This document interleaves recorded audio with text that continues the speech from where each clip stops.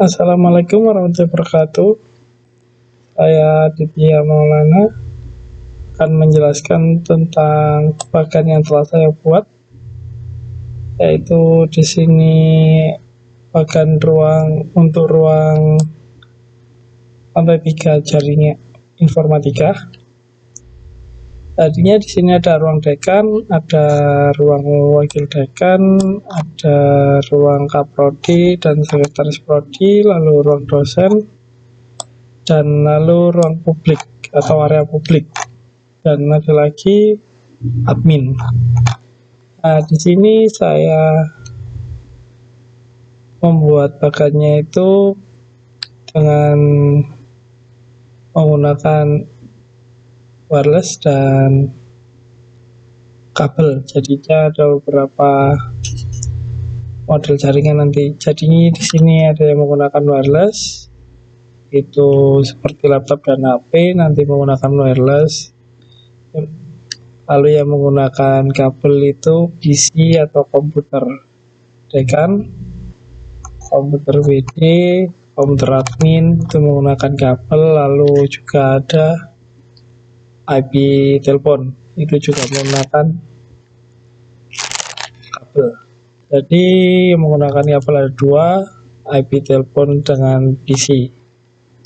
Nah, di sini yang IP-nya IP telepon itu 192.168.100.10. Lalu IP untuk PC itu 192.168.1.2. Nah, kedua-duanya ini antara PC dengan IP telepon itu menggunakan /24. Lalu untuk WiFi saya menggunakan IP 192.168.10.sekian/22.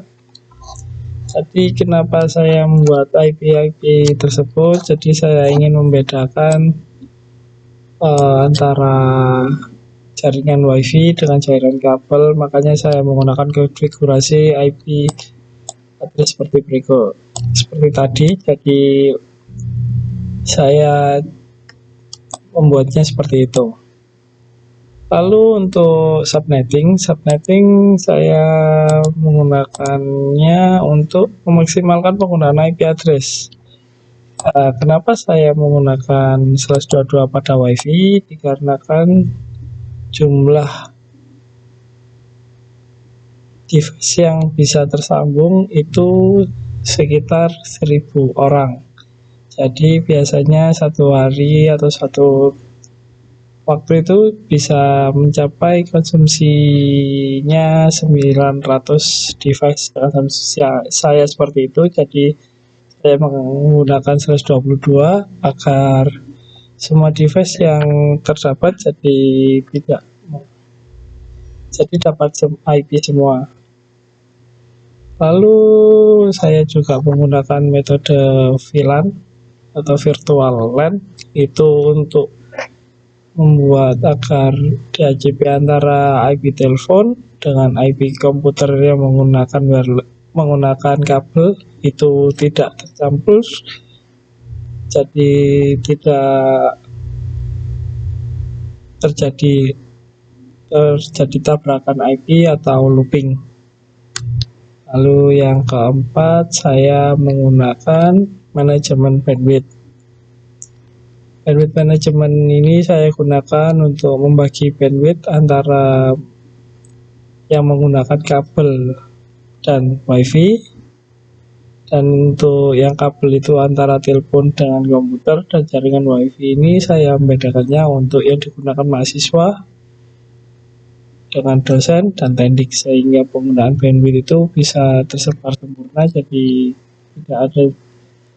tidak ada yang bandwidth nanti yang biasanya dilanggan oleh fakultas atau universitas itu jadi bisa terserap 100%. Lalu simpulannya, penulis dapat menginformasikan tentang penggunaan IP dalam jaringan saling berkaitan untuk dapat mengakses jaringan WiFi, seperti pembagian IP yang bertujuan untuk membedakan jalur internet agar lebih mudah untuk menelusuri bila terjadi looping dalam jaringan. Setelah pembagian IP terlaksana, dilaksanakan subnetting guna untuk maksimalkan penggunaan IP, dan perlu diperhatikan juga tentang VLAN agar tidak tercampur antara IP telepon dan komputer, agar tidak terjadi looping. Bila tidak memperhatikan VLAN, konsekuensinya akan terjadi looping pada IP telepon dan IP komputer. Setelah semua terlaksana, maka berikutnya adalah setting bandwidth management guna untuk membagi bandwidth IP telepon, komputer, dan serta penggunaan WiFi untuk dosen dan mahasiswa. Terima kasih. Wassalamualaikum warahmatullahi wabarakatuh.